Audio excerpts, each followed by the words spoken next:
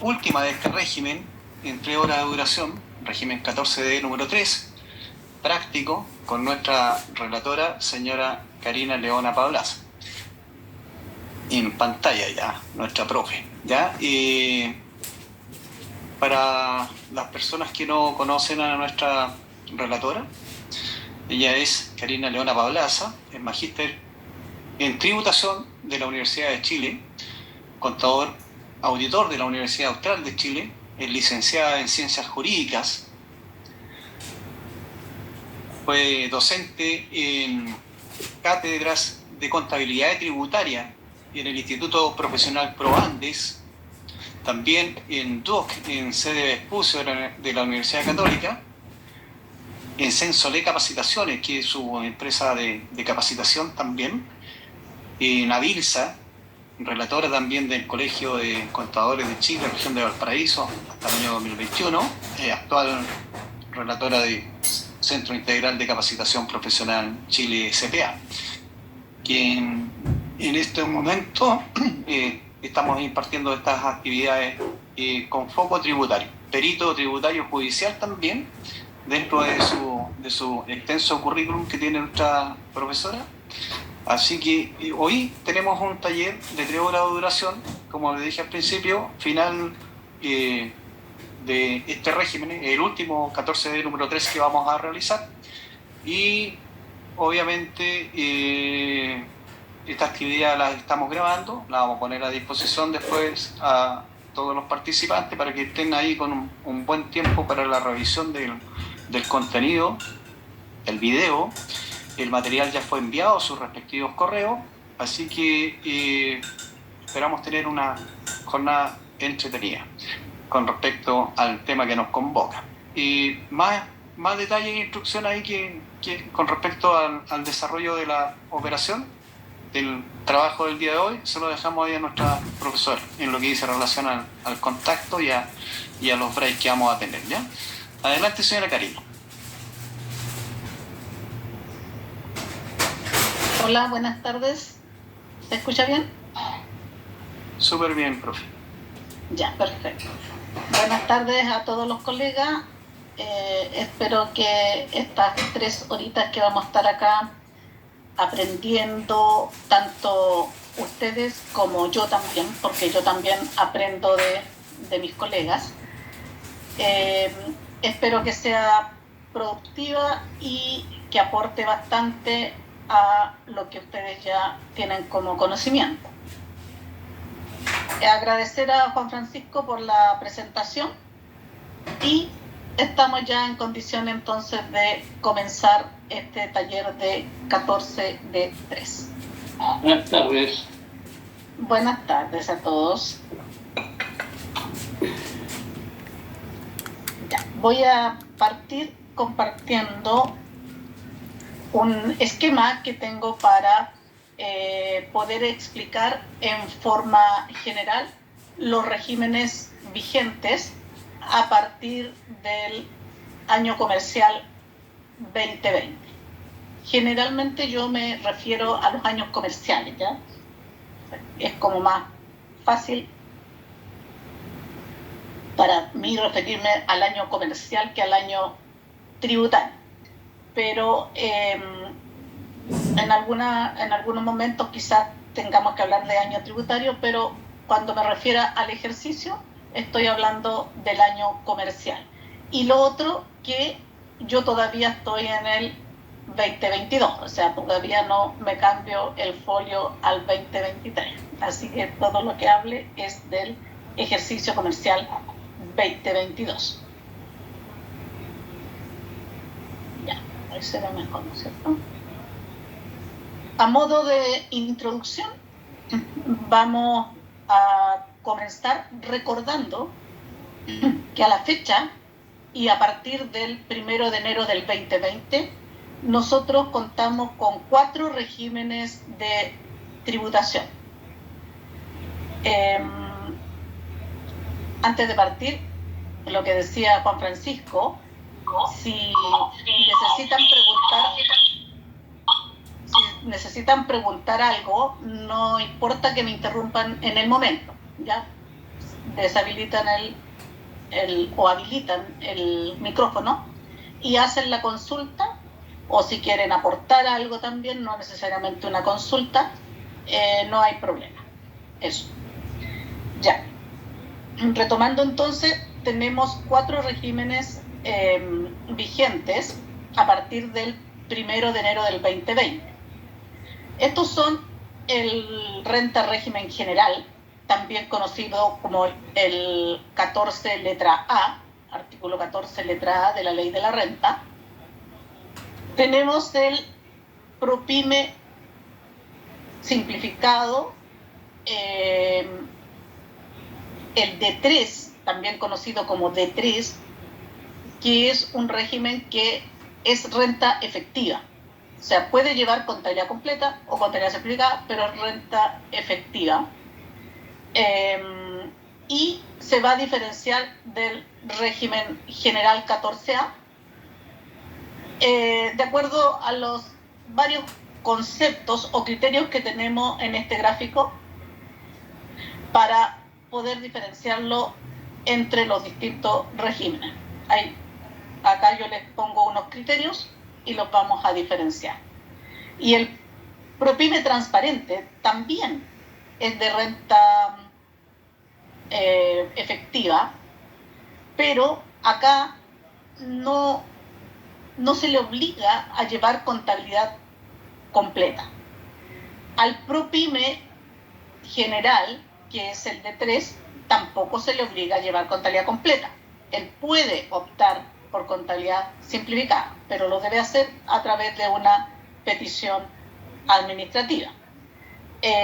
Sin embargo, al transparente simplemente se le regula con la contabilidad simplificada. Y por último tenemos el régimen de renta presunta, que es un régimen que no es con renta efectiva. La base imponible se presume y va a depender del área o el sector al que se dedica el contribuyente que tributa en base presunta, que puede ser agrícola, transporte o minería. De eso va a depender la base imponible, pero no hay renta efectiva. Si hablamos del régimen general, es un régimen que está obligado a llevar contabilidad completa y se le llama con imputación parcial. ¿Por qué se le llama con imputación parcial o semi-integrado también se le llama? Dado que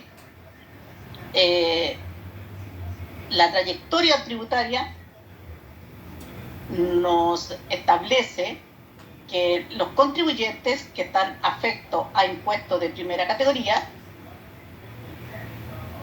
tienen el derecho de entregar como crédito al global complementario el impuesto de primera categoría pagada, ¿ya? Al global complementario de los dueños socioaccionistas del impuesto de primera categoría pagada. En el 14, letra A, se entrega el 100% del crédito, pero ellos, en el formulario 22, tienen la obligación de restituir.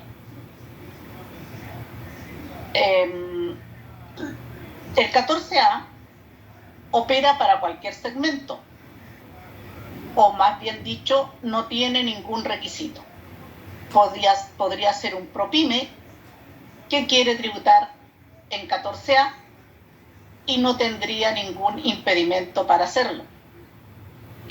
¿Por qué querría un PROPYME tributar en un 14A? Lo analizamos eso en el año comercial 2020, cuando iban a entrar en vigencia los regímenes, y en realidad habían diversas alternativas o opiniones en el respecto de quedarse en 14A. A modo de ejemplo, se puede decir que los que conocían el ex 14 TER o estaban tributando bajo el ex 14 ter no habían tenido una muy buena experiencia en el tema de fiscalización para los ex 14 ter o bien en el tema bancario para el ex 14 ter. Y cuando nace el PROPYME y la forma de determinar la base imponible es similar al ex 14 ter, por lo tanto podría haber sido una de las razones en el cual, a pesar de cumplir con los requisitos de PROPYME, elija 14A. Pero eso fue en el año comercial 2020, donde la tasa del régimen general 14A era el 27%, y es ahora, pero el PROPYME era el 25%, o sea, habían 2 puntos de diferencia. Sin embargo, en la época de pandemia, se rebaja la tasa para el PROPYME al 10%, por lo tanto, ahí en realidad no había mucho donde perderse y mejor quedarse en PROPYME desde ese punto de vista. Ahora, ¿qué pasaba en el año 2020 con aquellas empresas que tenían un monto significativo de pérdida tributaria? También estaba la alternativa de quedarse en 14A, dado que a lo mejor en un año o 2 años futuros no iba a estar afecto a impuestos, no se le iba a afectar con el 27, ni siquiera con el 10 tampoco, ¿ya? E iba a conservar esa pérdida tributaria actualizada. En cambio, en PROPYME, esa pérdida se reconocía como gasto, pero sin actualizar, no se iba a ir actualizando. Otra razón que se planteaba también dentro de los cursos y talleres que hacíamos era más vale diablo conocido que diablo por conocer, ¿no es cierto? Siempre nosotros habíamos determinado la base imponible considerando el artículo 29 al 33. En cambio ahora nos cambiaban el método. También podría haber sido una comodidad. No sé si alguno tiene alguna otra razón por el cual, cumpliendo con los requisitos de PROPYME, sería mejor estar en 14A, que nos pueda compartir.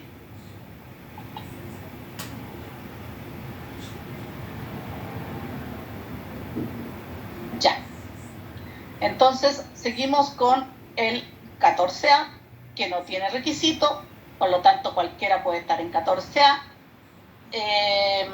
No tiene ingresos mínimos, tampoco importa el capital efectivo, y si yo opto por migrar al 14A, debo avisar entre el 1 de enero y el 30 de abril. Y si inicio actividades, al momento de inicio de actividades. La estructura jurídica no va a importar para el 14A. Puede ser una SA, formado por personas jurídicas, personas naturales, no hay requisito. En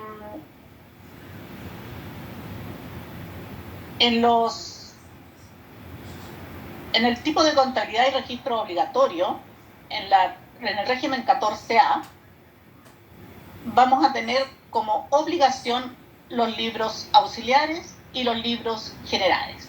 Y además, dentro de los registros de rentas empresariales, debemos controlar el RAI, las rentas afectas a impuestos, el DEDAN, la diferencia entre la depreciación acelerada y normal, ambas tributarias, el REX, rentas exentas e ingresos no renta.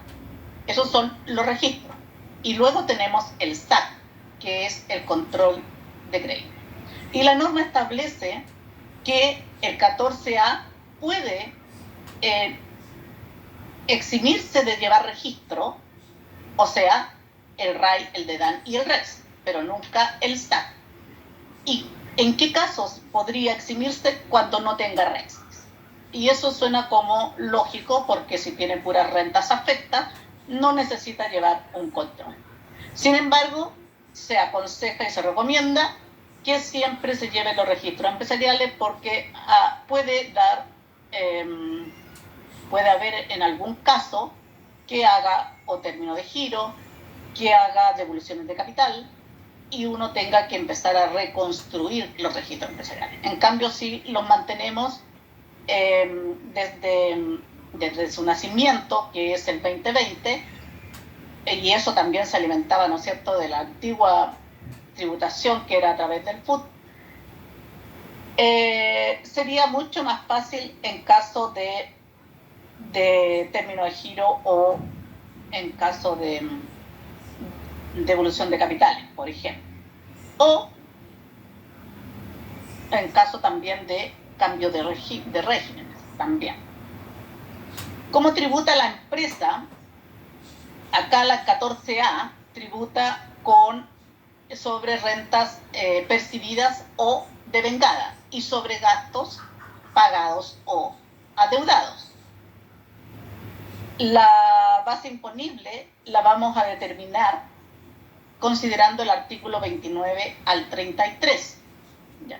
¿En qué consiste eso? En que tomo el resultado del ejercicio y comienzo a hacer los agregados que no me acepta la ley de la renta como gasto aceptado y las deducciones que me indica el 33 número 2. Así voy a determinar la base imponible del 14 letra A. También esa base imponible va a tener derecho a la rebaja del incentivo al ahorro, que establecido en el artículo 14 letra E de la ley de la renta, y la tasa es de un 27%. ¿Me esperan un cachito?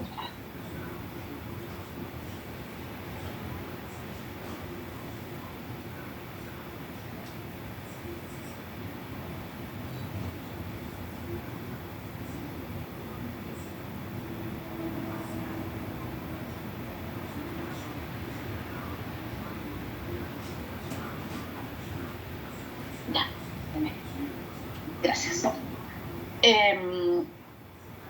Los créditos que van contra el impuesto de primera categoría son los créditos del activo fijo, los créditos que vengan de otras sociedades de impuesto de primera categoría, el crédito por ingreso diferido. ¿Cuándo se va a dar este ingreso diferido?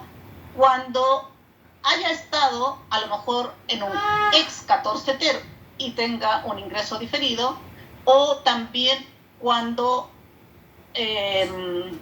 venga de un 14 de 8. 14 de 8 también debe calcular un ingreso diferido, y si después se cambia al 14A, ahí tiene que agregar a la base la cuota del ingreso diferido. ¿Ya? Y crédito por donaciones.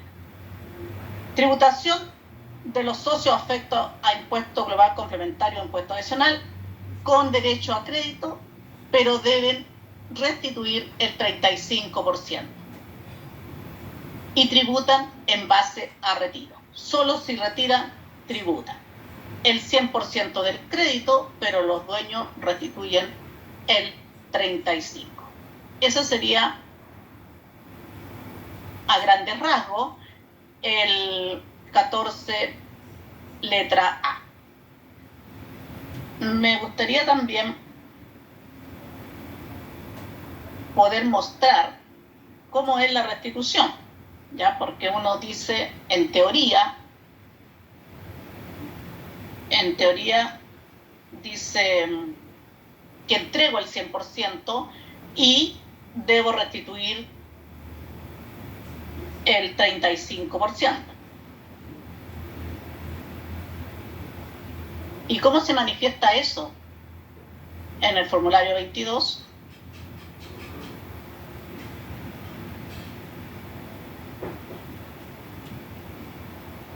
Acá vamos a tratar de verlo.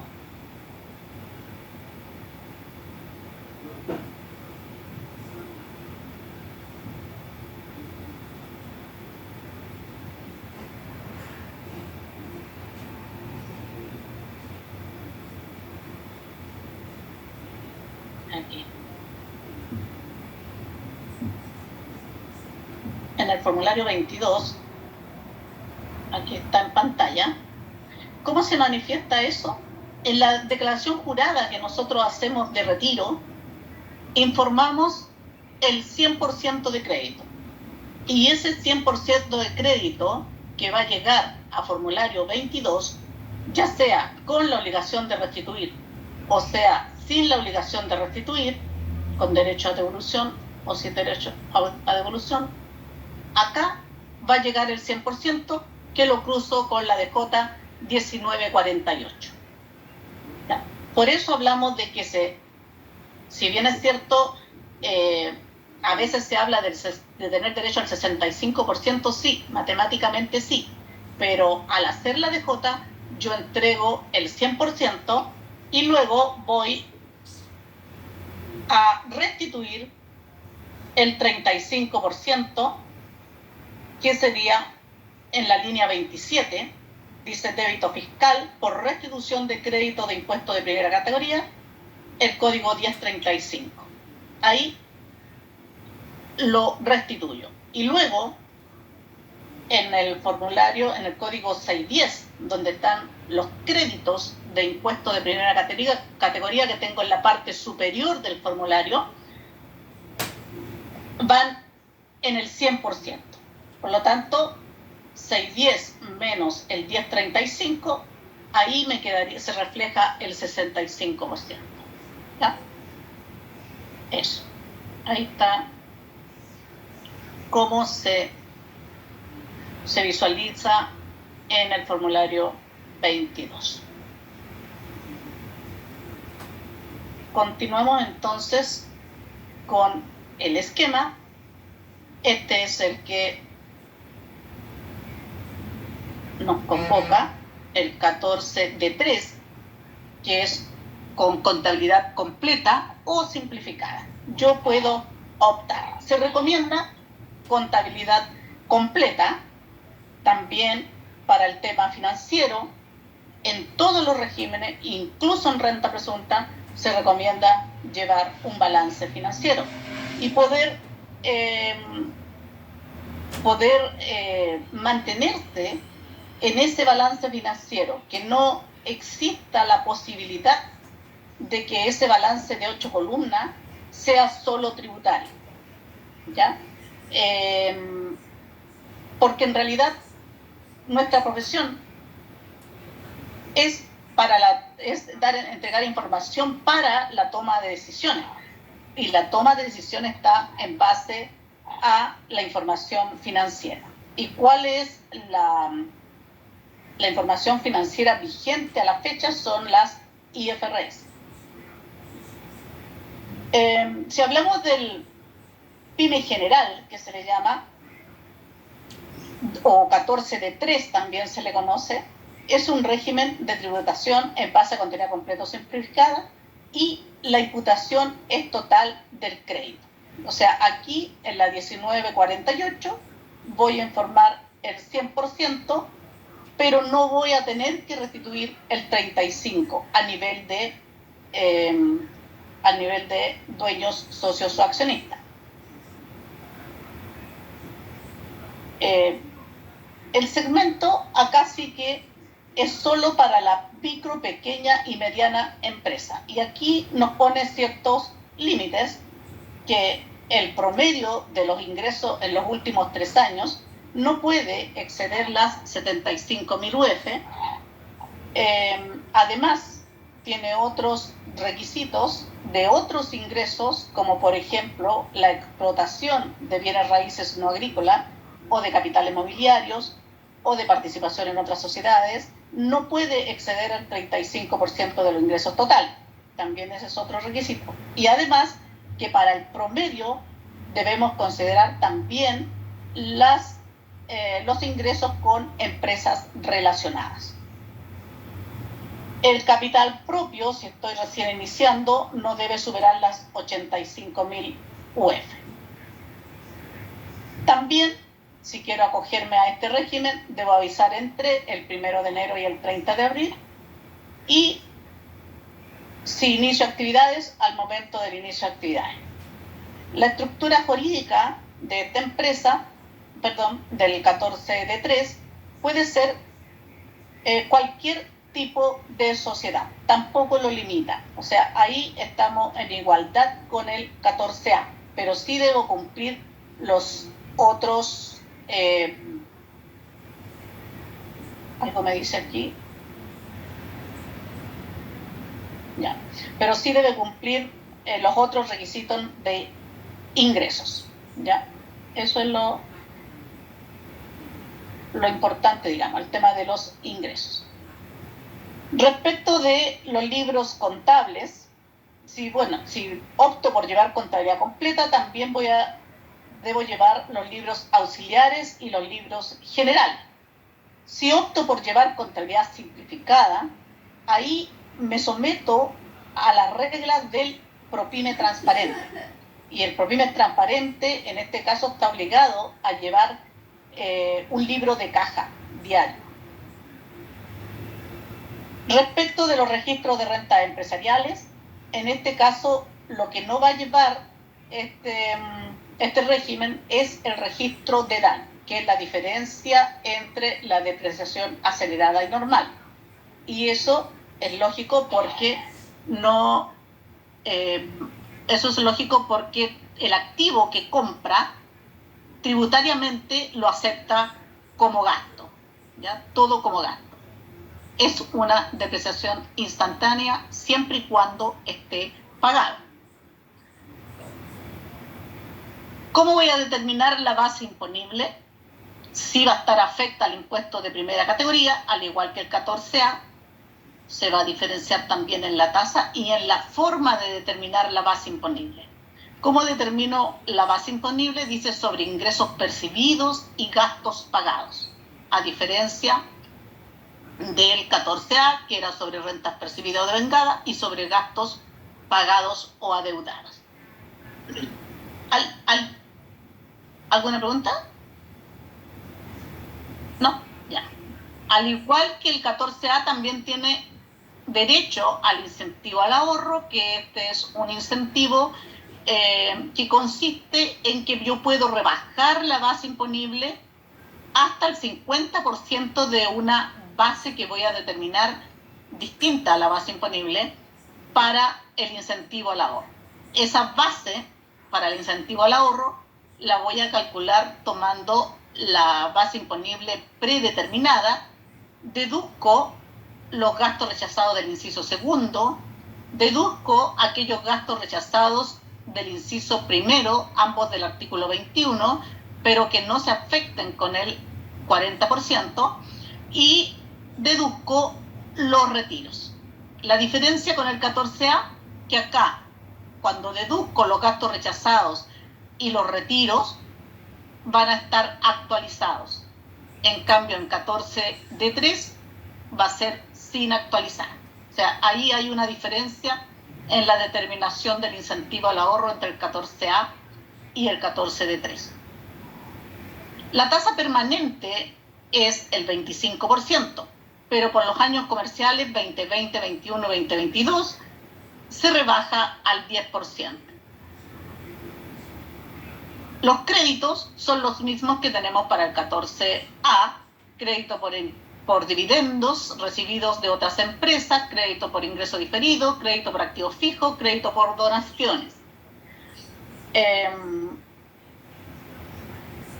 Tributación de los socios, afecto a impuestos finales, con derecho al crédito del impuesto de primera categoría pagado por la empresa sin obligación de restituir, 100%. ¿Y cuándo va a tributar? Solo si retira. En esos casos van a ir a tributar a global complementario. Y es el 100% de crédito.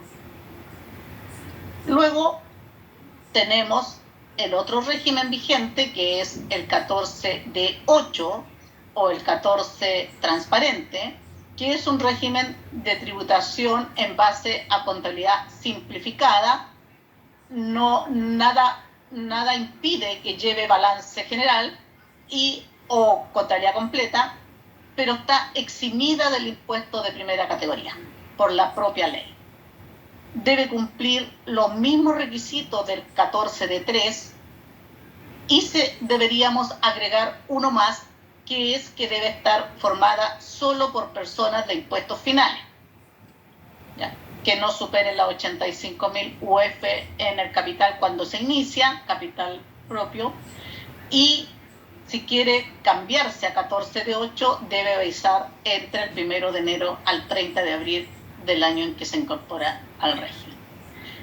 Al momento de hacer el inicio, se incorpora en ese momento.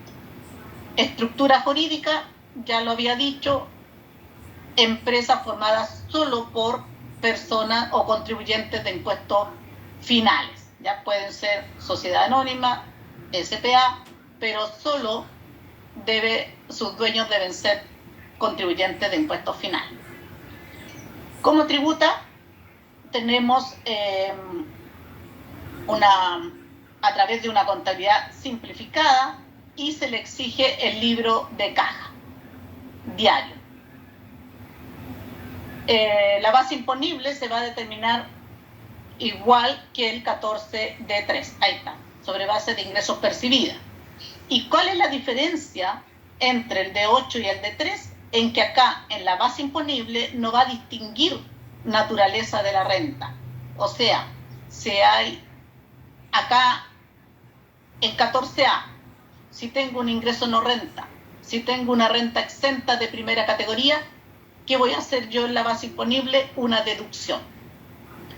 En 14 de 3, si tengo rentas exentas o ingresos no renta, no los voy a considerar como base imponible. Y si vengo desde el balance, determinando la base imponible del PROPYME, también debiera ser una deducción. Sin embargo, en el de 8, todo tributa. No hay deducción de ingresos no rentas y rentas exentas. Incentivo al ahorro no aplica. Tasa de impuesto de primera categoría, 0. Créditos, acá contra el impuesto de primera categoría no va a poder tener créditos, ¿ya? Pero sí va a tener crédito hacia el global complementario de cada dueño socio accionista y podría ser el crédito de dividendos que vengan de otras sociedades, por ejemplo, o podría tener crédito de activo fijo, o también el crédito del ingreso diferido, pero contra el global complementario, no de primera categoría, ¿ya? Tributación de los socios, se asigna la base imponible que se determine acá, se asigna a los dueños, por lo tanto va sin crédito. Acá se asigna la base bruta y por eso estaría sin crédito, porque no se va a afectar con primera categoría.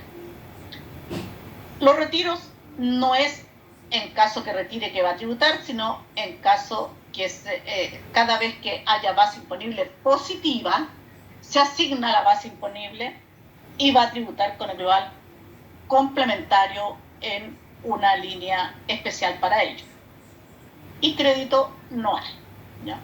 Por último, tenemos las rentas presuntas, que a modo de resumen, acá ellas no están obligadas a llevar contabilidad.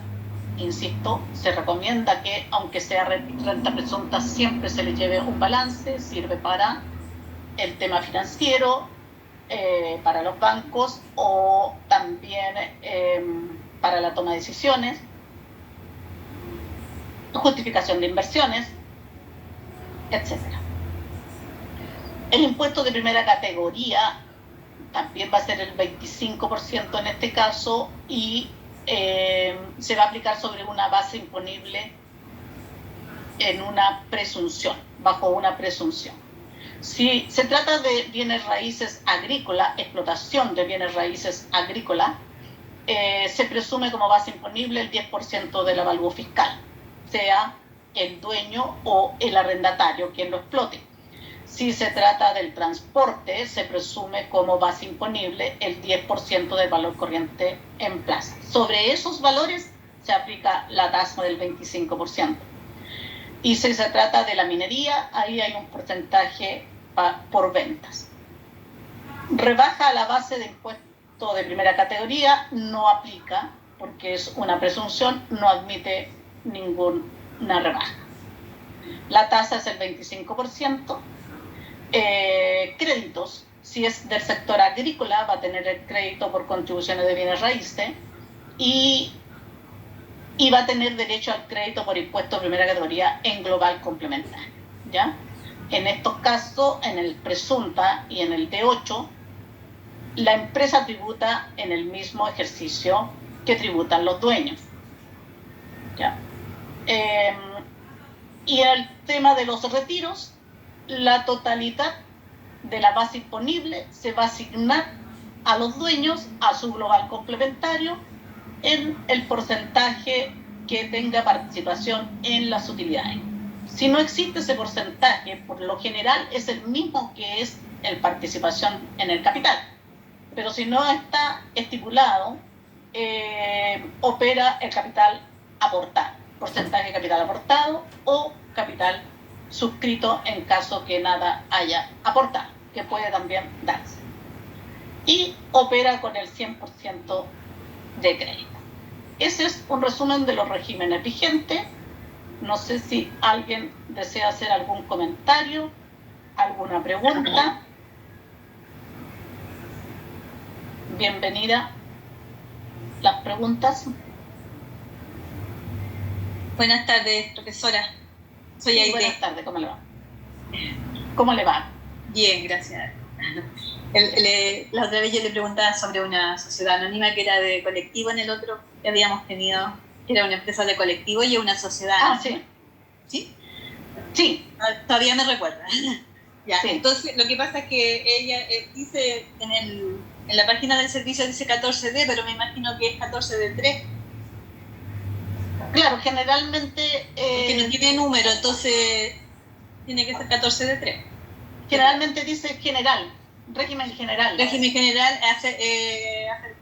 con contabilidad ProPyme general, claro. Contabilidad completa, ya. Lo que pasa es que ella ahora no existe el asunto de la corrección monetaria, ¿no es cierto? Para ella. Entonces, pero ella, ¿qué hago con el bien raíz? Porque ellos tienen, de la garita tiene una propiedad. ¿Ya? ¿Cómo se hace ahí? Está dentro de la contabilidad. Claro, está dentro de la contabilidad, le pertenece a la sociedad. Ya, y por lo tanto lo que está edificado es depreciable. Ya. ¿Desde cuándo la tiene? Hace varios años. Ya, o sea, antes del 2020. Sí. Ya, y si usted en el 2020 tenía un valor neto en el balance, o sea, ¿ya? Activo fijo menos depreciación acumulada, ese valor neto, ese valor debió haberlo llevado completo a gasto, porque aún no está totalmente depreciada, ¿no es cierto? En el 2020... Porque el bien raíz, ¿a qué se refiere al bien raíz o a la edificio? ¿A las instalaciones, digamos? Sí, a lo que es depreciable. Ya. A lo que es depreciable, porque ya. el terreno no es depreciable. No, es reajustable nomás. Reajustable, correcto.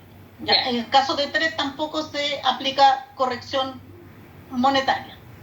Ya. Pero como yo les propongo que lleven un balance financiero, igual deben aplicar el proceso de depreciación financiera y después ajustarlo. Ahora, si usted no lo llevó en el 2020 todo a gasto, debería rectificar en realidad el 2020.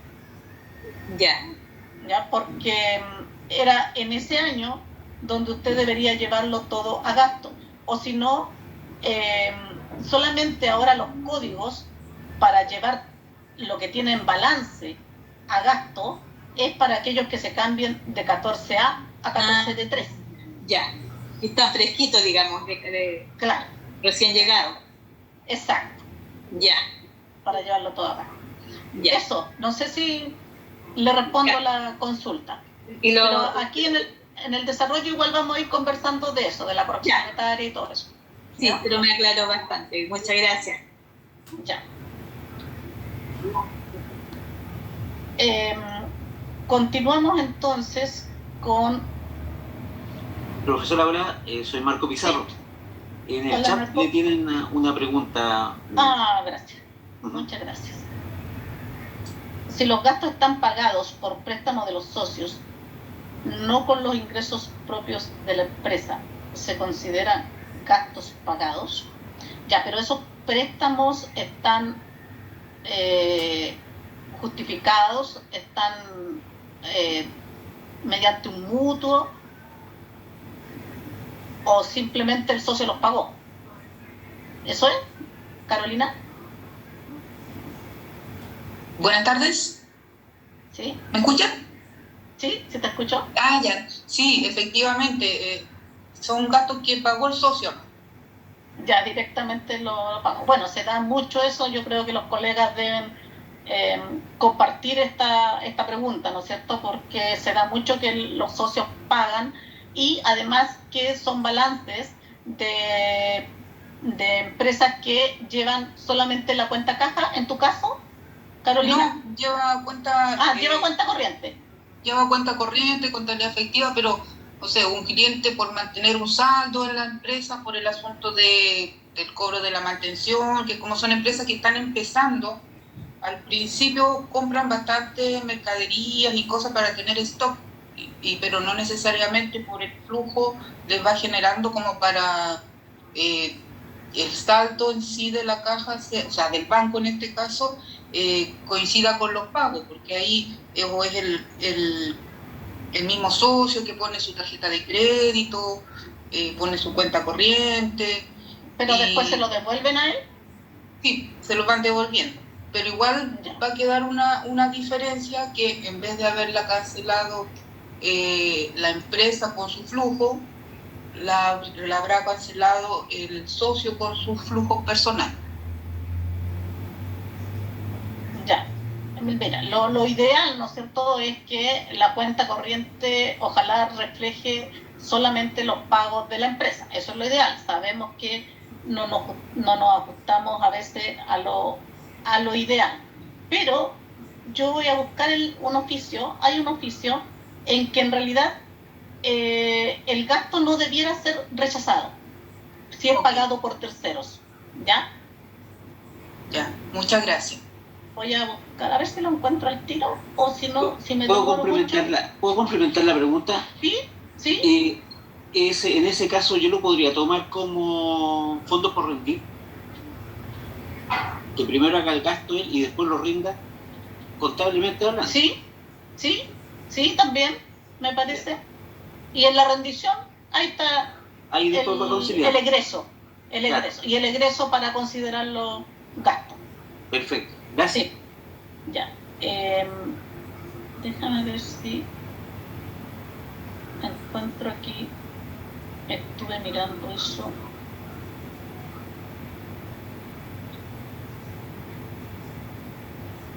Si lo encuentro rápido, lo vemos, ¿ya?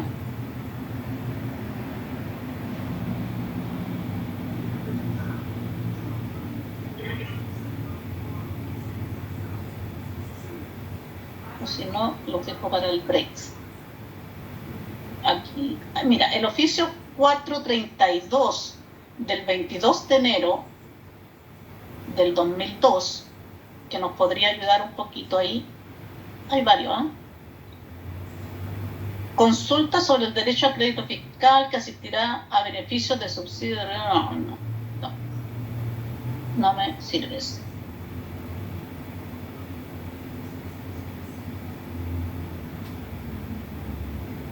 Ya.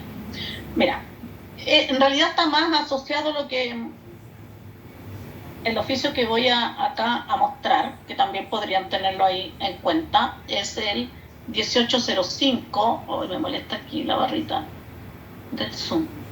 1805 del 3 de junio del 2022. Dice, uso de crédito fiscal respecto de facturas pagadas por un tercero. Ya, si estamos hablando del crédito fiscal, que es algo más sensible, yo creo que con mayor razón el gasto. En relación a lo consultado y sin perjuicio que no se agregan más antecedentes sobre la procedencia de utilizar el crédito fiscal asociado a facturas por compra de insumos realizadas por el centro, pagada por este servicio se ha pronunciado en el sentido que la procedencia del crédito fiscal depende exclusivamente del cumplimiento de los requisitos legales y no de quien pague materialmente el impuesto. ¿Ya?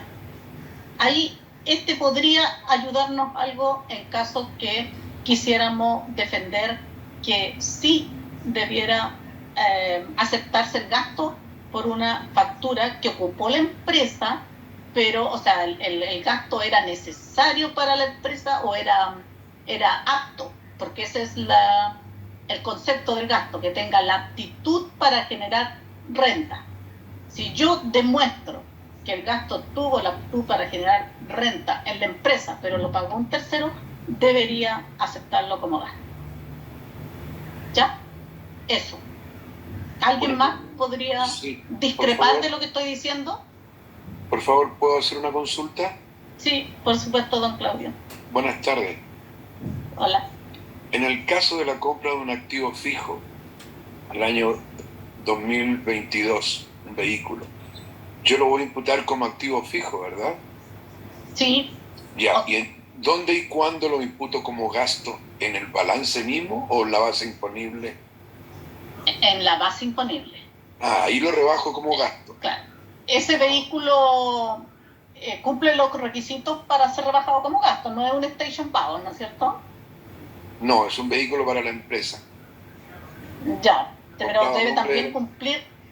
Sí, pero debe ser una camioneta. Camioneta.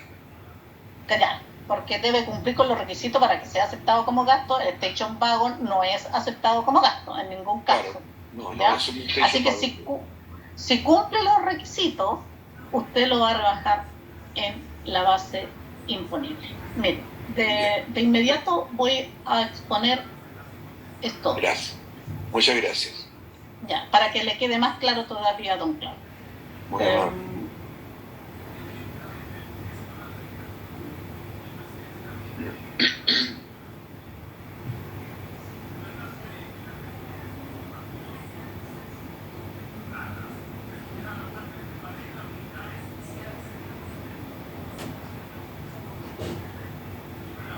Ya, esto quiero exponer.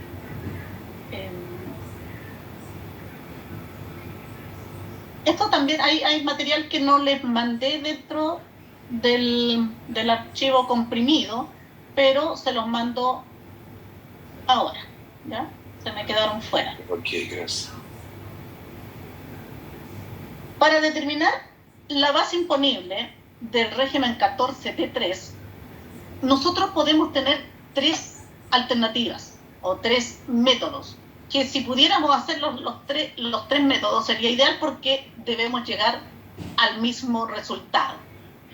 Si hablamos del 14 letra A, dijimos que la base imponible se determinaba del artículo 29 al 33, pero no podemos decir lo mismo del 14 de 3. ¿Por qué? Si nosotros partimos determinando la base imponible de un balance, como dijo don Claudio, compramos el activo fijo, lo clasificamos en activo fijo en el balance porque así corresponde, le hacemos la depreciación correspondiente, pero después, cuando yo tengo el resultado del balance que va a estar aquí, yo no voy a tener agregados y deducciones como en el 14A del 33 número 1 y del 33 número 2, sino que voy a tener otros agregados y deducciones, y además en el 14A podrían haber algunos agregados que sean reajustados, ¿ya? Como aquellos gastos del 33 número 1 que no sean la letra E y la letra D del número 1, ¿ya? ¿Cuál es la letra D? Son las mejoras de los activos fijos que si no me lo acepta no me lo aceptan como gasto o como rebaja, yo debo agregarlo en 14A debo agregarlo en la base imponible sin reajuste. Y la letra E, que se trata de aquellos gastos que están asociados a ingresos no rentas o renta exenta, porque como están asociados a ingresos no renta o renta exenta, no me permite rebajarlo de la base de primera categoría. Por lo tanto, tengo que hacer un agregado, pero sin actualizar. Todos los otros los debo actualizar. Eso es el 14A. En cambio acá, en 14D3, voy a hacer agregados y deducciones, pero sin reajuste. Entonces, si parto del resultado del balance, no voy a llevar el activo fijo a gasto, a una cuenta de gasto, ¿ya? Porque ahí estaría cayendo en un balance, para mi juicio, que en realidad no me va a entregar una información financiera, ¿ya? Y también el tema de, para el banco, no sería concordante con lo financiero. A lo mejor le va a calzar con la renta, pero no es la idea, ¿ya? El banco debiera calificar a los clientes por lo financiero, ¿ya? A pesar de que ha costado mucho eso y siempre manda la renta, ¿no es cierto? Bueno, ese es otro tema. ¿Qué agregado voy a hacer? Por ejemplo, al resultado que tengo del balance financiero voy a agregar todos esos gastos no aceptados,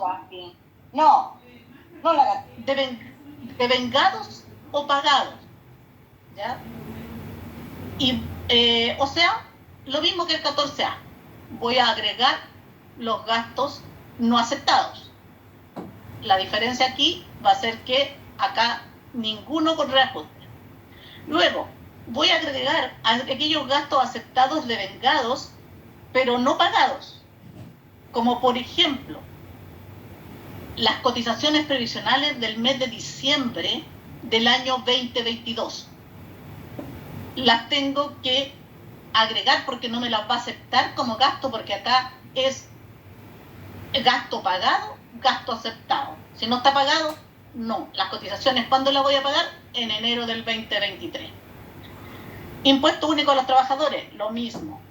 El neto de las facturas pendientes de pago de proveedores, si bien es cierto en el libro compras, en la centralización yo la llevé a gasto, pero ahora él me dice que si no la he pagado, no me la va a aceptar como gasto. Retención de honorarios de diciembre del 2022.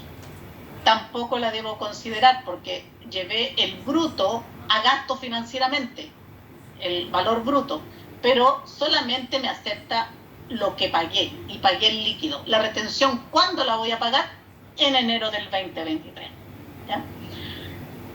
Voy a tener en el balance el rubro de existencias, porque voy a trabajar como un balance financiero, existencia, y después voy a hacer costo de venta, existencia, ¿no es cierto?, el asiento. Voy a tener el rubro de existencia. Entonces ahí, toda la existencia que esté pagada, la puedo rebajar. ¿Ya? Karina, ¿Sí? ¿te puedo hacer una consulta adicional? Sí. El 31 de diciembre yo voy a tener un IVA débito por pagar en enero. ¿Qué pasa con ese? ¿También se rebaja? No, Marco. Porque el concepto, la naturaleza de la cuenta del IVA débito y del IVA crédito, una es de activo el IVA crédito y la otra es de pasivo. O sea, ahí no estamos generando un gasto. Perfecto. ¿Ya? Eso. Ok, gracias. Ya. Entonces, todo lo que yo no esté pagado debo agregarlo. Existencia, activo fijo, no pagado. ¿Ya? Pero además, aquí está la pregunta de don Claudio, ¿no es cierto? Si yo tengo compras de existencia y las tengo pagadas, las rebajo todas. Entonces, si tengo compras de activo fijo y lo tengo pagado, lo rebajo todo. El neto, ¿ya? Menos ingresos no percibidos, también. Acá solamente yo voy a tributar por lo percibido. En cambio, acá en ingresos o en la cuenta ventas que ustedes tengan en el balance, van a tener todas las facturas, lo devengado. Pero si no lo han cobrado, no tributan, la deben restar. Gasto devengado del año anterior y pagado en el año actual. Ojo, aquí se da, como ya tenemos el tercer año de vigencia de esta norma, ahora las cotizaciones previsionales de diciembre del año anterior que pagué en enero del 2022, ahora sí me la acepta como gasto. El impuesto único a los trabajadores del 2021, que pagué en el 2022, sí me lo acepta como gasto. El neto de las facturas pendientes de pago que dejé sin rebajar como gasto en el 2021, ahora sí me la acepta como gasto. Y lo mismo la retención. ¿Me explico? Entonces, a veces en los cursos se cree digo yo, en mi punto de vista, ya en mi postura, que el 14A es más difícil. Y yo creo que si en realidad yo llevo contabilidad financiera y parto de un balance, para mí el 14D3 es más difícil porque tengo que requerir de mayor análisis de cliente, análisis de proveedores, análisis de activos fijos. Debo tener todo presente ahí, mucho más que en el otro también tengo análisis, pero acá debo acordarme qué rebajé el año pasado, qué debo rebajar este año. O sea, se puede enredar mucho más que el 14A. Y el 14A es lo que siempre hemos venido haciendo desde que están los principios contables generalmente aceptados.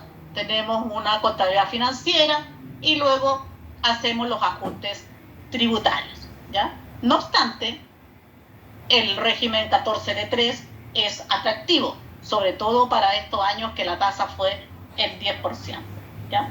Además, del 14D3 yo puedo rebajar los ingresos no renta y los ingresos exentos de impuestos de primera categoría, igual que en el 14A, pero no así en el 14D8. 14D8 no los puedo rebajar para la base imponible, ¿ya? Y luego, por último, puedo rebajar el incentivo laboral. O sea, esta sería la forma de determinar la base imponible partiendo del resultado según balance. Luego, el otro método es de que yo solamente, aparte, ¿no es cierto?, de tener el balance ahí, ocupe los ingresos y los gastos, que incluso esto me puede ayudar el asistente a corroborar, ¿ya? Pero también se recomienda no usar el asistente porque no contiene todos los gastos, contiene los gastos que le llegaron a través de la DJ, remuneraciones, honorarios, pero no todos los gastos, ¿ya? Usted tiene que alimentarlo si es que quiere ocupar el asistente y además generalmente arroja cifras, digamos, que no están correctas. Así que yo lo uso, pero lo uso solamente para validar, para comparar cómo vamos, digamos, si estoy muy disparada de la base imponible, ¿ya? Solamente para eso. Vamos a ver también a lo mejor un asistente para que lo puedan ustedes ver en la práctica. Ya, entonces el asistente considera ingresos pagados, gastos pagados. De hecho, lo que considera el asistente son ingresos devengados y gastos devengados. Y usted debe tener que agregar ahí la información de lo que no está cobrado y de lo que no está pagado, ¿ya? Pero aísla. O sea, no considero el resultado del balance, sino que digo, estos son mis ingresos y estos son mis gastos, hago el incentivo al ahorro y también aquí podría hacer la rebaja, ¿no es cierto?, de ingresos no renta o ingresos exentos de primera categoría también, ¿ya? Este resultado que me dé acá a través del balance debe ser el mismo que me dé acá aislando los ingresos, los gastos. Y por último, también puedo tenerlo desde el libro caja, pero el libro caja se complica un poco, porque lo que tenemos en la caja son valores con IVA. Por lo tanto, lo primero que tenemos que hacer es netearlo del IVA. En la caja también podríamos tener préstamos, podríamos tener ingresos no renta, ingresos exentos, ¿ya? Y en los gastos también, cuando pagamos una factura, la pagamos con IVA, entonces tenemos que restar el IVA. Ahí se hace un poco más complejo a través de la caja. Pago de préstamos, pago de gastos no aceptados, retiro. Todo esto es a modo de ejemplo, ya no es lo que se va a dar siempre. Y también puedo aplicar el incentivo al ahorro. Y acá tengo el otro método, a través de la caja. Si yo lo hago a través de la caja, lo hago aislando los ingresos afectos y los gastos aceptados, lo hago a través del balance, que esto es lo que se recomienda, debiera llegar al mismo resultado. Ya. ¿Queda un poquito más claro, don Claudio? Está muteado.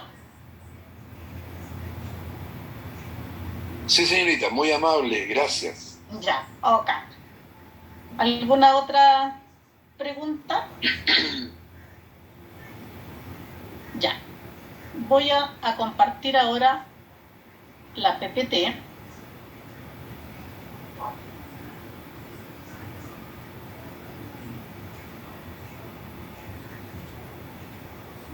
Así que iba en el material.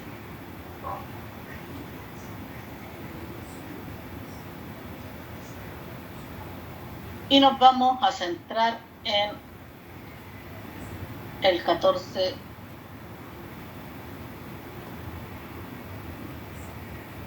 de 3. Oh, perdón. En el 14, bueno, acá el esquema está con el 14D completo. Y la estructura del artículo 14D, que es para las micro, pequeñas y medianas empresas, o también conocido como régimen ProPyme, con una tasa permanente del 25%, que es 100% integrado, y ya sabemos que para el año 2020, 2021, 2022 comerciales es el 10%. ¿Ya?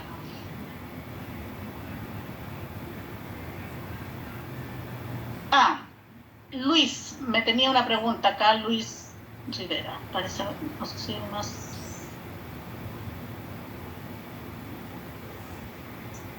Ya, perfecto.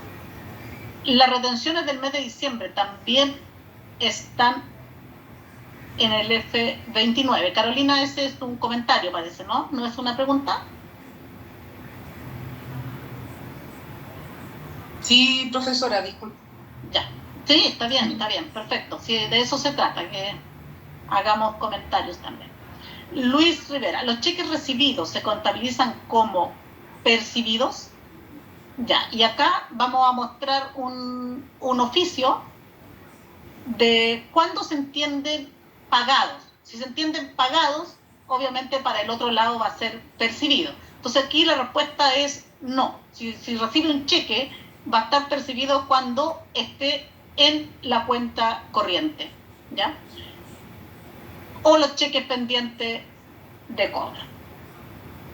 A esa respuesta vamos a agregar, me voy a salir de acá.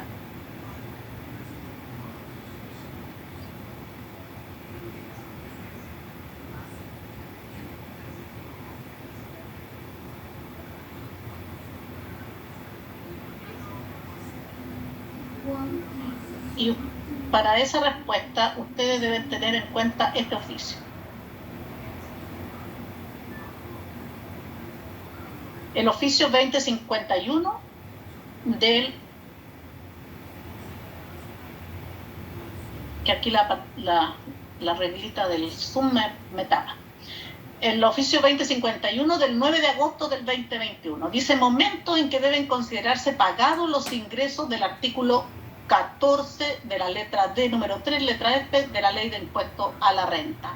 Y aquí se hacen varias consultas sobre qué pasa con el pago de un cheque, con el pago de una letra, con el pago de un vale vista, con el financiamiento con crédito hipotecario, con el financiamiento de un crédito consumo, ¿ya? Que aquí también podría aplicar en parte lo que preguntaba la Carolina, ¿no es cierto?, de que el socio presta para comprar. Si usted demuestra que el gasto es necesario o es apto, tiene aptitud para generar la renta, estaríamos al otro lado. Financiamiento tarjeta de crédito, pagaré, ¿ya?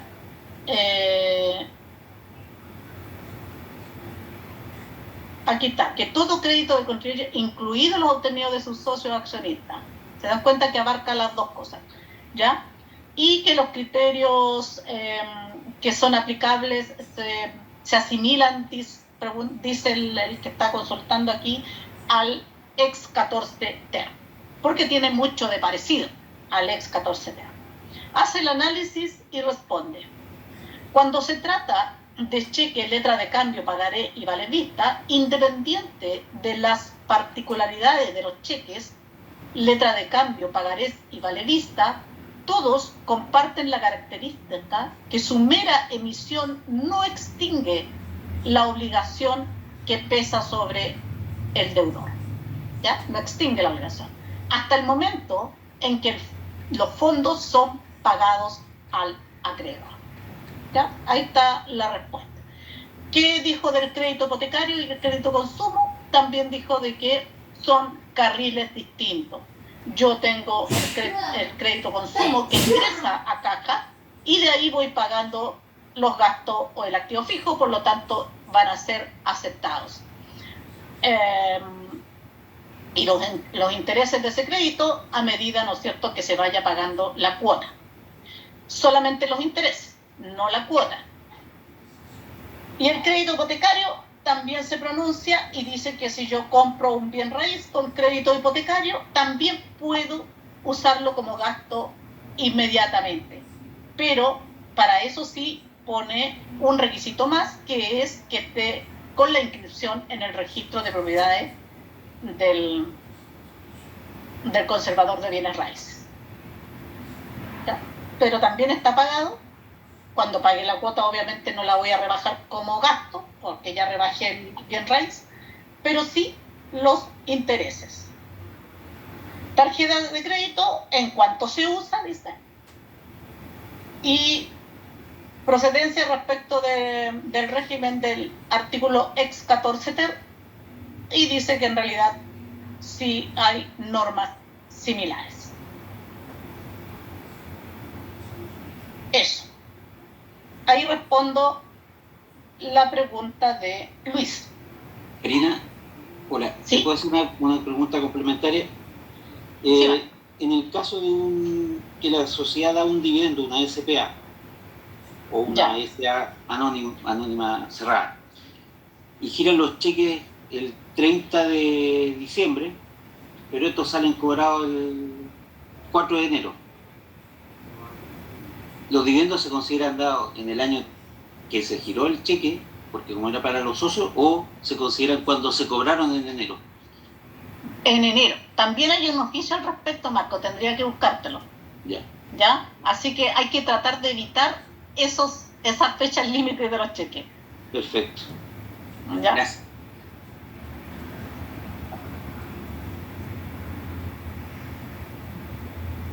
Ya, continuamos entonces con la PPT. Ahí, la ven, ¿verdad? ¿Se ve bien? Sí. Ya, entonces les hablaba del 14 letra D, que tiene 8 numerales. Esta es la estructura del artículo. En el primer numeral, es importante tener clara la estructura del artículo, porque si uno quiere consultar algo, ya sabe en qué numeral se encuentra. Es mucho más práctico. En el número 1 vamos a encontrar los requisitos para calificar como ProPyme, tanto de 3 o de 8, que como ya lo hablamos al inicio, si al inicio de actividades el capital propio no puede ser superior a 85.000 UF. Eso. Para calificar como pyme debe tener un promedio anual de ingreso que no supere los 75.000 UF. Dice, podrá excederse una sola vez, pero un ejercicio no puede superar las 85.000 UF. ¿Ya? La circular acá interpreta la ley y dice que ninguno de los ejercicios para el cálculo puede superar las 85.000 UF. ¿Ya? Así que en eso hay que tener cuidado, porque hay que hacer el cálculo para el año 2023 y dar aviso entre el 1 de enero y el 30 de abril, y ya estamos a marzo. También, como requisito, no pueden exceder el 35% de los ingresos totales, aquellos ingresos del número 1, que son explotación de bienes raíces, pero en este caso no agrícola, y el número 2, que son los capitales mobiliarios, la participación en contrato de asociación o cuenta en participación, la posesión o tenencia de derecho en otras empresas. Todo eso no puede superar el 35%. Si lo supera, sale. Y considerar que el promedio debe ser también incluyendo las empresas relacionadas. En el número 2 habla de un acceso a financiamiento de la PYME y en el fondo es para proporcionar la información tributaria al banco para el financiamiento de la PYME, pero también con estos proyectos Corfo. Y dice, le da la flexibilidad acá, que también va a calificar como PYME sin considerar la relacionada, pero solamente en el número 2. Número 3. Aquí estamos, en el D3, tributación de la PYME. Dice que el servicio nos va a entregar una propuesta. Esa propuesta es el asistente, ¿ya? Dice que el impuesto de primera categoría va a ser la tasa del artículo 20, que lo tenemos por acá, y que para las pymes es el 25% y para el 14A el 27%. Dice que va a estar liberada de corrección monetaria, ¿ya? Sin embargo, hay ingresos que siempre se han considerado ingresos en el año porque lo establece el artículo 29 de la Ley de la Renta. Y en este caso estamos hablando del reajuste del PPM y del reajuste del remanente de crédito. Depreciación instantánea. O sea, yo voy a comprar un activo fijo, lo voy a llevar al balance, voy a hacer su depreciación, pero después el resultado del balance yo voy a rebajar la compra neta del activo fijo. Todo, lo rebajo. Ya. Toda la existencia la puedo considerar como gasto. Lo mismo, trabajo financieramente con la cuenta de activo existencia, su costo de venta correlativo y después rebajo todas las compras netas. Hago un ajuste tributario, ¿ya? Pero no contabilizándolo en el balance, sino que a nivel extracontable. Que la base imponible va a ser de ingresos percibidos y gastos pagados, con algunas excepciones porque, por ejemplo, ingresos percibidos, la excepción podría ser de que tiene empresa relacionada con 14 letra A. En ese caso, si tiene empresa relacionada a 14 letra A y percibe un ingreso, ya sea percibido o devengado, es base imponible. Y como gasto podríamos dar una excepción de que no es flujo, no es un desembolso, el castigo de deudores incobrables, ¿ya? Que vamos a ver que tiene 3 alternativas para llevar a deudores incobrables. Liberada de llevar registros. Cuando hablamos de registro hablamos del RAI y del REX, en este caso del 14D3. De ellos se puede liberar en caso que no tenga REX, porque ahí tendría solo RAI, solo renta afecta, no tendría orden de imputación. Pero el SAC siempre debe llevarlo. No aplica el orden de imputación, ya lo dijimos, en los casos que esté eximido de llevar los registros, porque no va a tener renta exenta.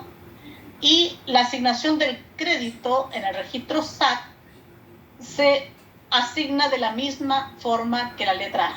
Y aquí volvemos, ¿no es cierto?, a lo que yo trataba de explicar, de que en ambos se entrega el 100% del crédito. En el A, el otro después, en el global complementario, el contribuyente de impuestos finales va a tener que restituir en el A y en el D no va a restituir.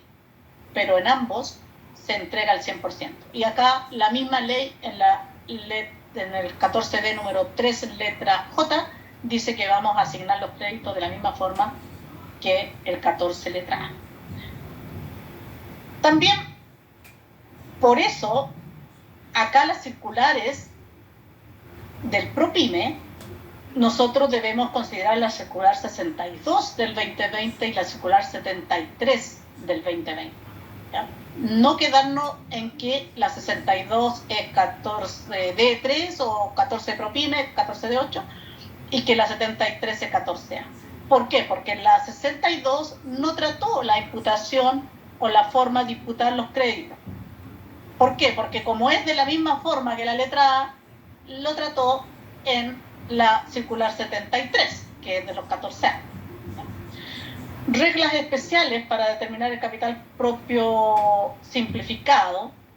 En el 14A o antiguamente siempre ocupamos el esquema que establecía el artículo 41, que es de corrección monetaria, y que dentro del artículo 41 decía que debía corregir el capital propio tributario, y ese capital propio tributario lo iba a determinar tomando el total de activo menos los INTO menos el pasivo exigible. Eso se saca de la ley el 2020 y se lleva al artículo 2, numeral 10, donde define el capital propio tributario.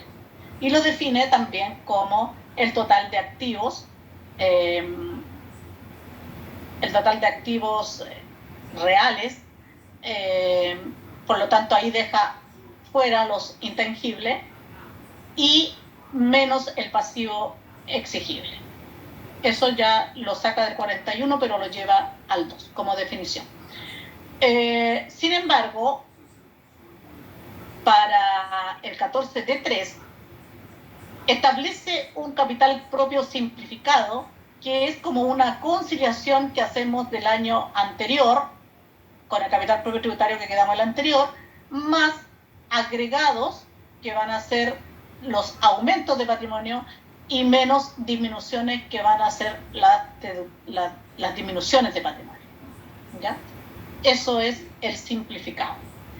Y reglas especiales para determinar el PPM también, o sea, el PPM para el 14A está establecido en el artículo 84 letra A, sin embargo, para el 14D número 3 está en la letra K del número 3. Y dice que pagarán como PPM permanente, la norma permanente, un 0,25%, pero si supera las 50.000 UF sube a un 0,5%. No obstante, el año comercial 2020, 2021 y 2022 se baja a la mitad. En el número 4 hablamos de la tributación de los propietarios de la PYME, que dice que van a tributar igual que el 14 letra A, o sea, en base a retiro. Y lo mismo, aquí no solo debemos basarnos en la circular 62, sino que también tenemos que acudir a la circular 73 del 2020. Procedimiento para acogerse al régimen PROPYME. Aquí establece que el Servicio de Impuestos Internos se va a encargar el primer año, como así lo hizo. Sin embargo, el Servicio de Impuestos Internos emite una resolución en el mismo 2020 de que es el contribuyente el responsable de verificar que está bien clasificado. O sea, yo no podría llegar al servicio y decirle, usted me clasificó ahí. O sea, le traspasó la responsabilidad al contribuyente, dado que el servicio tomó los 3 últimos ejercicios, pero no consideró ingresos de empresas relacionadas, ni tampoco ese otro requisito de que no debería exceder el 35% del total ciertos ingresos.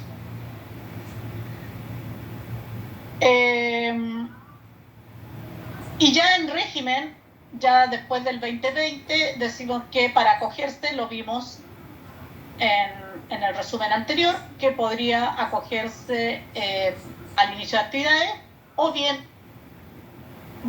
mediante una petición administrativa entre el 1 de enero y el 30 de abril. Traslado del régimen A al PROPYME. En esto deja ver, el número 6 deja ver en realidad que así como lo hicimos en el primer año 2020, yo voy, como vengo de un 14A, todo lo que tenga en activo fijo lo voy a poder llevar a gasto. Todo lo que tenga en existencia lo voy a poder llevar a gasto. Y así me voy a cambiar del A al D número 3 o al D número 8. El número 7, retiro o exclusión del régimen. ¿Por qué voy a salir? Voy a salir porque voy a incumplir los requisitos o en una forma voluntaria. Ambos también debo solicitar una petición administrativa entre el 1 de enero y el 30 de abril.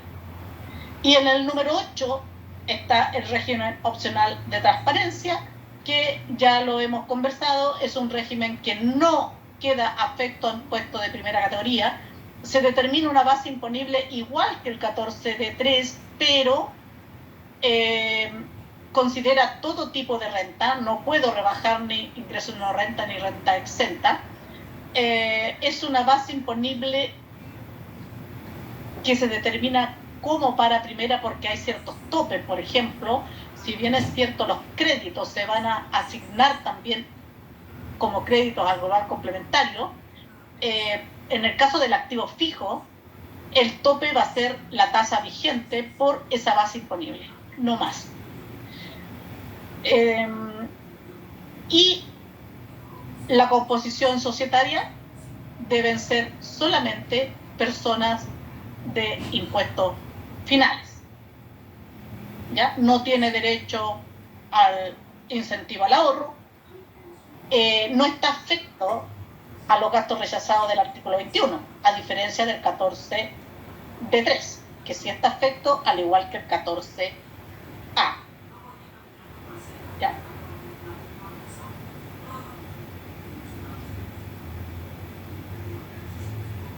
Ahí.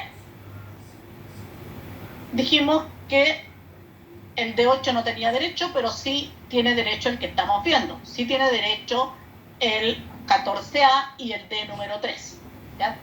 Pero también debe ser para aquellas empresas que sus ingresos brutos anuales sean inferiores a 100.000 UF. Ojo con esto. ¿Ya? Si superan las 100.000 UF, yo no puedo aprovecharme del beneficio de incentivo al ahorro. Y ese tope de ingresos también se va a considerar con empresas relacionadas. ¿Ya? El beneficio dice que es hasta el 50% de la RLI, pero no es directo a la RLI. Recuerden que tenemos que hacer una nueva base para el incentivo al ahorro, que debe ser la RLI determinada, menos gastos rechazados del inciso segundo del artículo 21, menos gastos rechazados del inciso primero, pero que no se afectan con el 40%, y menos los retiros, sin actualizar todos, porque estamos en D3. Tiene un tope de 5.000 UF.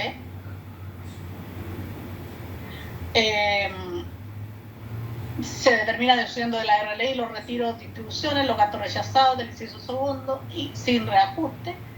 Se expresa en UF con el valor del último día del ejercicio comercial.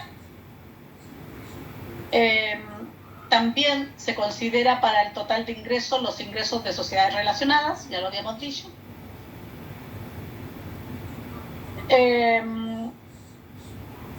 La opción de ocupar el beneficio debemos considerarla que es en abril, ¿ya? Ahí nosotros estamos ocupando la opción en abril. Por lo tanto, si dice que debo considerar los promedios de los 3 años anteriores, para el año 2022 la opción la voy a ejercer en abril del 2023. Y los años que debo considerar es 2022, 2021 y 2020. Eso lo deja claro la circular 62, ¿ya? No, perdón, esto está en la circular 73. Lo deja claro que el momento en que yo aprovecho beneficio es abril, en el año que pago los impuestos. Ojo. Porque la ley no quedó clara ahí. La ley decía los 3 años anteriores al uso del beneficio, y podríamos pensar que estoy usando el beneficio en 2022. Entonces los años anteriores serían 2021, 2020 y 2019. pero la circular se encargó de aclararlo, que cuando yo uso el beneficio es en abril. Ok. Y también tiene su límite, ¿no es cierto?, de ingresos que no superen el 20% en caso de instrumentos de renta fija, posesión o explotación de derechos sociales, cuotas de fondos de inversión, cuotas de fondos mutuos, acciones en sociedades anónimas y contratos de asociación o cuenta en participación. Y como otro punto dice ahí, no se debe restituir porcentaje de retiro al año siguiente. ¿Por qué dice eso? Porque si nos remontamos al año 2019, que estaba vigente el renta atribuida, 14A renta atribuida y 14B semi-integrado, que es muy similar al 14A semi-integrado de ahora, había una diferencia en este incentivo al ahorro. Este incentivo al ahorro también existía al 31 de diciembre del 2019, pero estaba contemplado en el artículo 14 ter. Por allá estaba contemplado y decía que era para las empresas que llevaban contabilidad. Entonces, pero para el 14A se hacía la deducción tal como la estamos haciendo ahora, el ex A, el atribuido, y para el 14B al 2019, que era semi-integrado, al año siguiente había que restituir a la base ponible el 50% de los retiros del ejercicio, ¿ya? Pero la norma queda, a partir del 2020, que nada se retira. O sea, se simplifica en ese caso.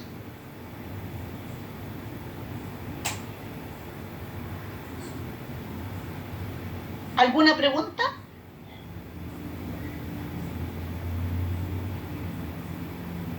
Ya, yo creo que estamos Profesora, en la hora... Sí, Eduardo, dale nomás.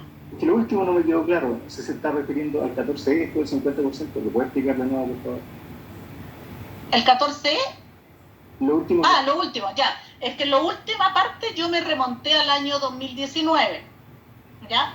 En el 2019 existía este beneficio de incentivo al ahorro con la misma norma, salvo el tope, que eran 4.000 UF, el 2019. Me fui al pasado, ¿ya?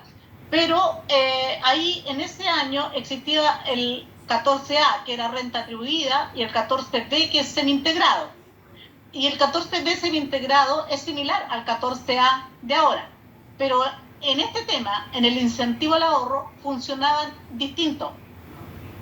El 14B antiguo, semi-integrado, al año siguiente tenía que reponer el 50% de los retiros cuando hacía uso del incentivo al ahorro. Esto sirve en caso que hagamos rectificatoria para atrás, ¿ya? Y tengamos justamente el incentivo al ahorro. Por eso tengo que decirlo, no es para que nos enredemos.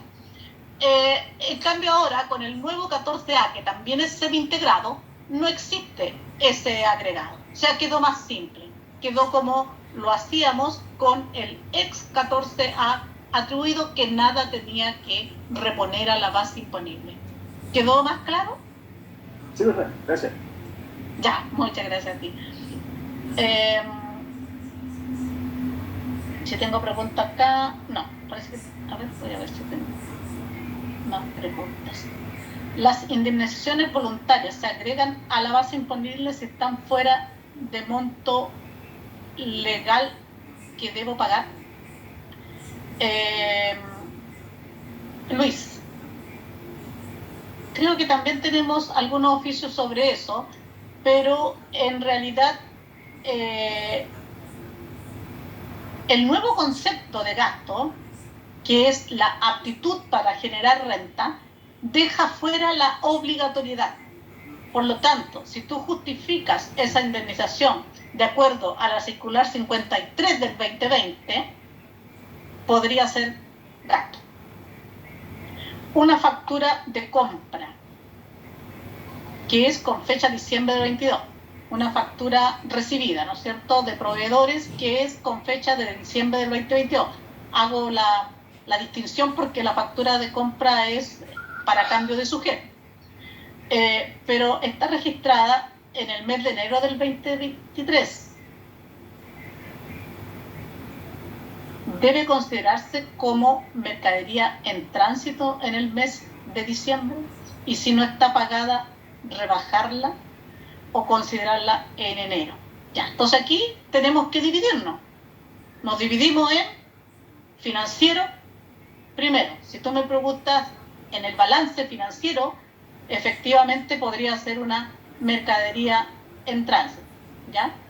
Ahora, si esta mercadería está pagada, tributariamente la puedes rebajar, ¿ya? Porque tiene el respaldo, que quedó en enero del 2023, pero la pagaste, ¿ya? El pago manda. ¿Me expliqué, Nuria? ¿Cómo se debiera contabilizar o registrar el incentivo al ahorro? No se contabiliza en ninguna parte, ¿ya? El incentivo al ahorro solamente es un ajuste a la base imponible tributaria. Ya, colega, ¿le parece si hacemos un descanso de 15 minutos? Y volvemos con un ejercicio.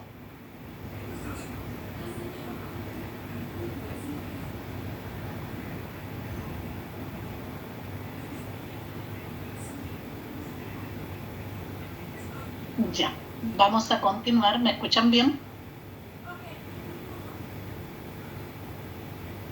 Sí, te escucha bien, profe. Ya. Ok. Ya, Marco, leí tu mensaje. Voy a buscar el oficio. Gracias. Y gracias. Ahora vamos a continuar con un ejercicio práctico de 14D3.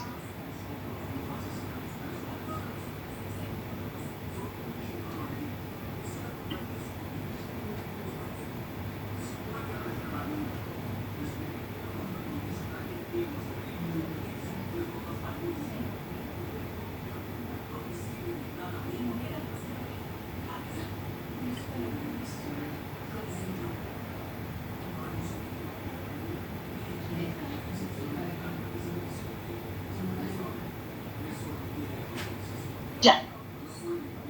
Incentivando, ¿no es cierto?, lo que hemos comentado de llevar un balance financiero bajo las normas vigentes, que en este caso son IFRS,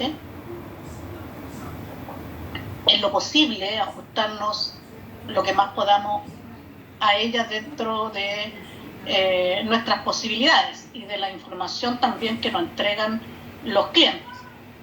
¿Ya? Acá tenemos un ejercicio donde, cumpliendo con los requisitos de ingresos para el año 2020-2021, no superan las 75.000 UF, por lo tanto también tiene derecho al incentivo al ahorro del 14E, que también lo vamos a revisar, dado que está bajo las 100.000 UF. Se supone que esto está considerando también en caso que tuviera empresa relacionada. Ya. Hay un estado de resultado el 31 de diciembre del 2022. Es una contabilidad completa que no incorpora la corrección monetaria dentro del balance, dado que desde que se inicia IFRS no aplica corrección monetaria tampoco financieramente, ¿ya? O sea, ahora tributariamente la dejo fuera. En este régimen, financieramente, ni en 14A, que tiene corrección monetaria tributaria, ni en 14D yo voy a incorporar la corrección monetaria dentro de balance. De hecho, si ustedes revisan la circular 73, en los ejercicios, ahí ya el servicio plantea un ejercicio en que parte del resultado del ejercicio del balance y entrega el dato extracontable de corrección monetaria. O sea, el servicio también lo entiende así, lo entiende que ya debiéramos estar trabajando sin corrección monetaria dentro del balance. Y eso lo dijo en la circular 73 del 2020, y ese fue en el año 2020, o sea, hace rato. Y recordemos que la IFRS para pymes comienzan a regir a partir del año 2013, Por lo tanto, también lleva ya tiempo en vigencia. Y las IFRS ya para la gran empresa partió en el 2009. Eso, respecto de lo financiero. Entonces, por lo tanto, en este ejercicio lo que nosotros acá mostramos son los ingresos por ventas del comercio, los devengados. Y como dato, dice, de los ingresos del ejercicio, falta por cobrar al 31 de diciembre del 2022, 5.600.000. Existen facturas con vencimientos por sobre los 365 días de 1.530.000. O sea, que no las he podido cobrar. Y acá nos vamos a detener porque la norma, a través de la circular 53, nos proporciona el derecho a castigar aquellos documentos que estén vencidos por sobre los 365 días. Y además nos entrega otra alternativa de castigar aquellos documentos que tengan menos de 365 días, pero para eso nos entrega un rango. Acá nosotros tenemos que revisar la resolución 121 de septiembre del 2020.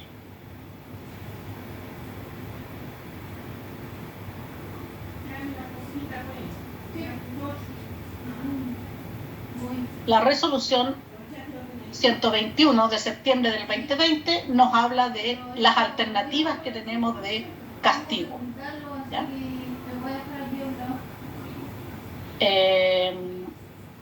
Y nos entrega estos rangos de incobrabilidad.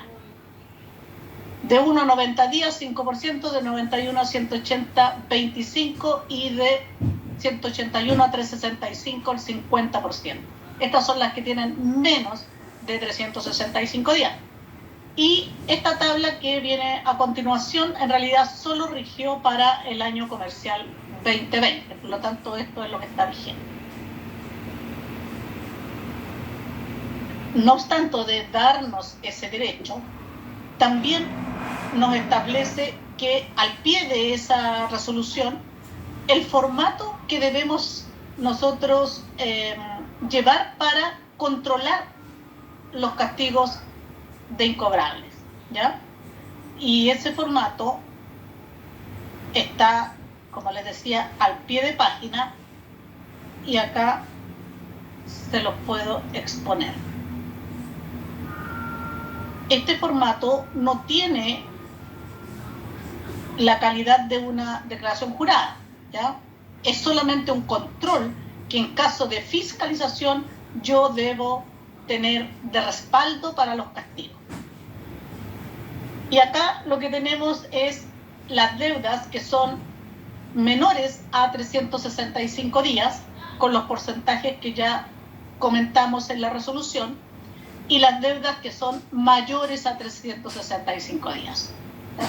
El control que debo llevar es con RUT de deudor, nombre, tipo de documento, el número de documento, fecha de emisión, fecha de vencimiento, cuántos días tengo vencido, la moneda o unidad reajustable, el monto original de la deuda en moneda extranjera, deuda original, crédito impago y monto de deuda incobrable. O sea, acá en esta planilla tenemos dos alternativas de llevar a incobrable para aquellas facturas que hayan sobrepasado los 365 días o documentos, y aquellos documentos que sean inferiores a 365 días. Pero además permanece el castigo que nos permite el artículo 31, número 4, de agotar todos los medios de cobro. También, ¿ya? O sea, cualquiera de las tres alternativas nosotros podemos llevar a cabo.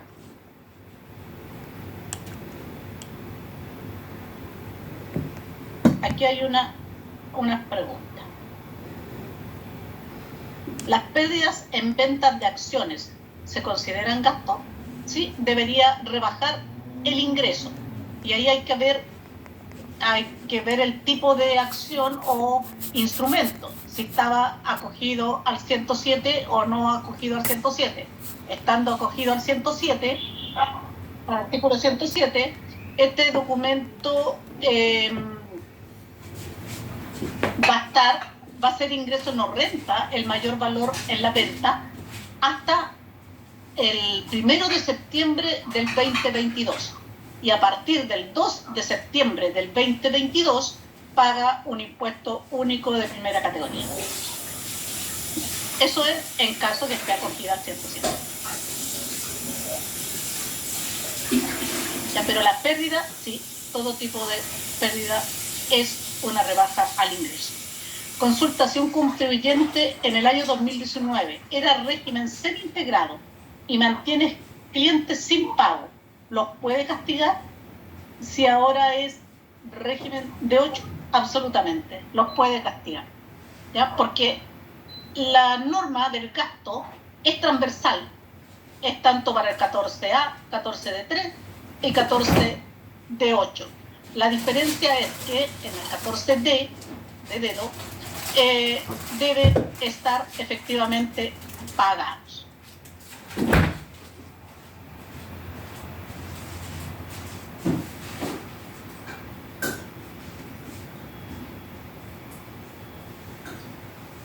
Volvemos al ejercicio.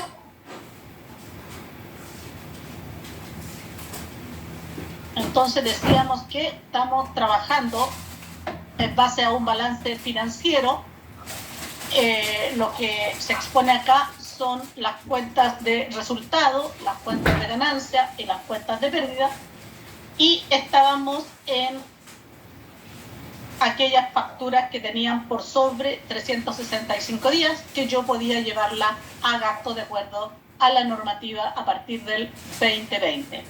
Ingresos devengados del año comercial 2021 y percibidos en el ejercicio 2022. O sea, ¿qué tuve que hacer yo en el 2021 si todavía no estaban percibidos?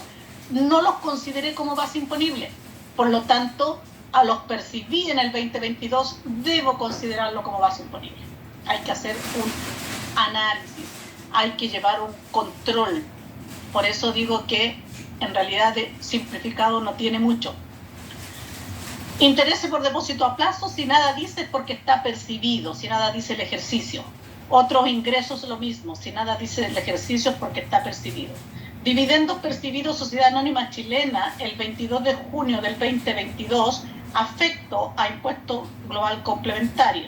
Entonces, para el 14D3, este dividendo percibido es una renta exenta de primera categoría, pero afecto a global complementario. Por lo tanto, no la voy a considerar base imponible. ¿Ya? Ingresos por arriendo del bien raíz no agrícola de FL2 adquirido en el 2009. Acá hay que tener presente que en el tema de los DFL2 hay un punto que es noviembre del 2010. A partir del noviembre del 2010 se limita esta norma y se deja con derecho a ingreso no renta aquellos bienes de FL2 que exploten solo personas naturales y hasta un máximo de 2 bienes raíces. Antes de eso podían ser empresas y no había límite de bienes raíces y todos eran ingresos no renta. Así que en este caso, como fue en el 2009, para el 14D3 sí constituye un ingreso de no renta y no forma parte de la base imponible de primera categoría. También podemos decir que la ley 21.420 del 20 de febrero del 2022, que el artículo que se refiere al DFL2 comienza a regir el 1 de enero del 2023 y ahí se limita, digamos, a los años de antigüedad y quedan solamente 2. Revisar esa ley, pero es para el año comercial 2023. Comercial. Ya.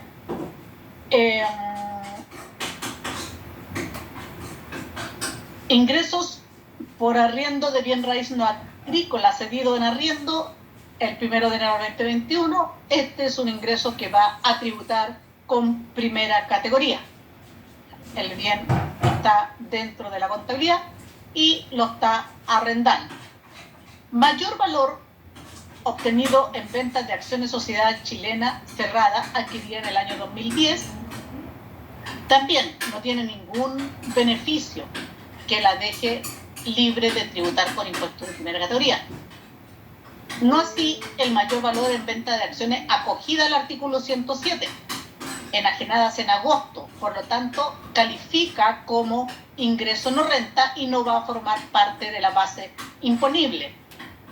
Recordemos que a contar del 2 de septiembre está afecto a un impuesto único, por lo tanto tampoco va a formar parte de la base imponible, pero se va a afectar con impuesto único. Ingreso por venta de activo fijo en junio del 2022 va a ser renta de todas maneras. Vamos con los gastos. Los gastos nos vamos a regir por el artículo 31, el artículo 21 y la circular 53.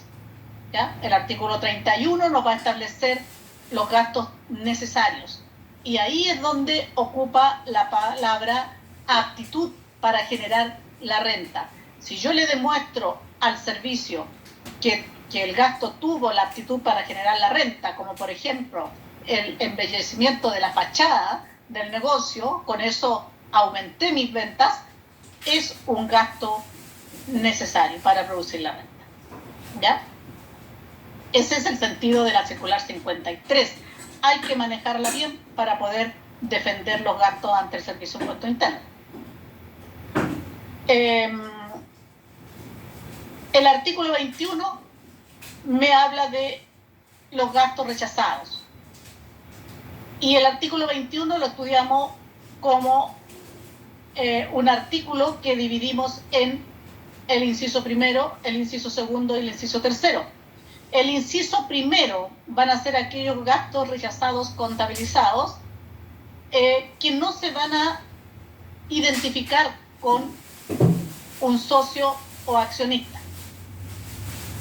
¿Ya? Si no se identifican con un socio o accionista y es un gasto rechazado, o bien se identifican con un socio o accionista, pero se demuestra la efectividad del gasto, en ese caso van a quedar liberadas del 40%. O sea, me expresé mal. El inciso primero es el gasto rechazado que no se identifica con los dueños o los accionistas y en ese caso queda grabado con el 40% de carácter de impuesto único. Pero si se identifica con ellos y se demuestra que el gasto fue necesario, ¿ya? Y el gasto lo ejecutó otra persona que no sean ellos, ¿ya? Otra persona o un trabajador, en ese caso podría liberarse del 40%, pero no así de la categoría. O sea, en ningún caso va a pasar a ser un gasto aceptado.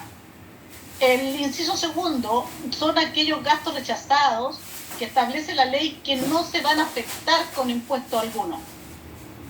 Y el inciso tercero son aquellos gastos rechazados que se relacionan, que puedo identificarlos con el socio dueño accionista y lo voy a informar en la DJ 1909 para que lo cruce con la línea 3 de gasto rechazado de global complementario. Esa es la secuencia. Y ese tipo de gasto, además, va a ser castigado con un 10% de recargo. Entonces acá amerita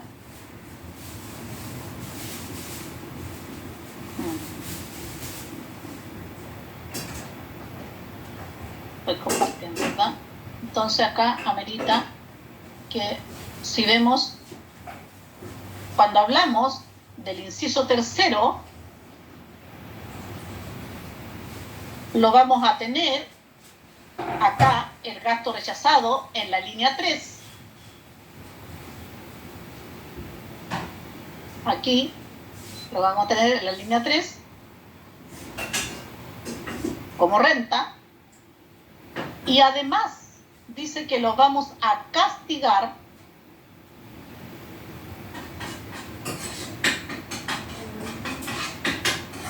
en la línea 28. Ahí lo vamos a castigar con un 10%. Ya, así opera el del inciso tercero, que se va a cruzar con la DJ 1909. La empresa tiene la obligación de informarlo, así también como los retiros presuntos en esa misma DJ. Recordemos que los retiros presuntos también son parte del artículo 21 y son aquellos que están, estando el bien contabilizado dentro de la empresa o de la contabilidad de la empresa, lo usa el dueño accionista o socio. Ahí se le presume una renta, por eso es un retiro presunto, ¿ya? Se le presume una renta. En caso que sea un bien raíz es del 11% de la valor fiscal, en caso que sea un bien mueble es un 10% del valor contable, valor libro, y en caso que sea un vehículo station vago es el 20% del valor libro. Eso. Volvemos entonces al ejercicio. Dentro de los antecedentes estamos hablando de los gastos de la circular 53. El costo de venta en el balance financiero lo vamos a tener como costo de venta y lo hacemos aquí símil a la compra, o sea, estas en realidad son las existencias del ejercicio, ¿ya? Y las acepta como gasto dentro del ejercicio. Intereses por crédito para adquisición de acciones S.A. chilena acogida al 107. Esto tiene una particularidad solamente porque, si bien es cierto, los gastos asociados a ingresos no renta, que en este caso fue en agosto, por lo tanto es un ingreso no renta, debiera yo hacerlo formar parte de la base imponible. O sea, no sería un gasto para primera categoría, sino que debería netearse de los ingresos no renta. Sin embargo, cuando me endeudo para adquirir acciones o derechos sociales, en ese caso los intereses sí me lo acepta como gasto de primera categoría, ¿ya? Ojo con eso, que lo establece la circular 53 en el 3.1. O sea, dormir rico, pero dormir mal.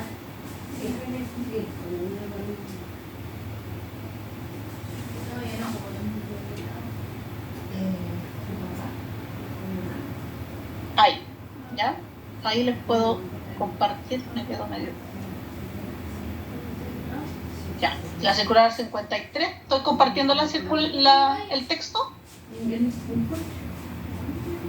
Sí, estás compartiendo el texto.